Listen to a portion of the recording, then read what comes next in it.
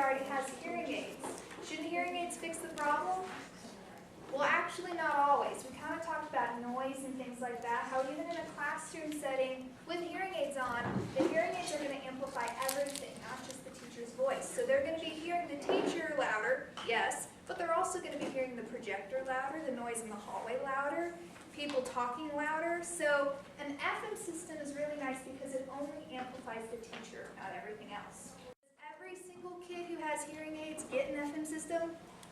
No, but it's kind of sometimes necessary and something you might want to push for that they do get an FM system. So by picking up the teacher's voice and sending it directly to the child, an FM system can ignore all that background noise and give the student a clear signal. An FM system can improve the signal-to-noise ratio, I say on here hopefully to about a 10 dB, but I think you could even get 15, 20 dB sort of an advantage over the noise. Kind of some other descriptions of FM systems. There's a term that some people use called an auditory trainer, and that's typically used for a system that has amplification through not hearing aids but with headphones. The child wears this device on the ear, and the teacher wears a microphone, and it sends a signal to their devices. So FM systems, they're called systems for a reason because they are made up of a bunch of different little parts. It's kind of hard to keep up with all of these different parts, but you can generalize it into two categories.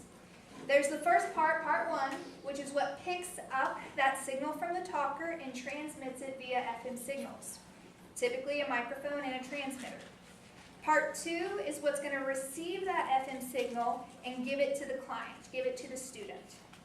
A receiver in headphones, a receiver in a speaker, a receiver in the hearing aids, something like that. So here's a little example of a transmitter, and then this is a lapel mic. So this is part one. Part one is really kind of straightforward, honestly.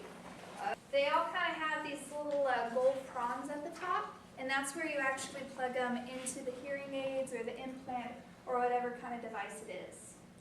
Continuing with the receivers, they could attach to a patient's hearing aid, a cochlear implant, or the receiver could be attached to headphones, some kind of earpiece.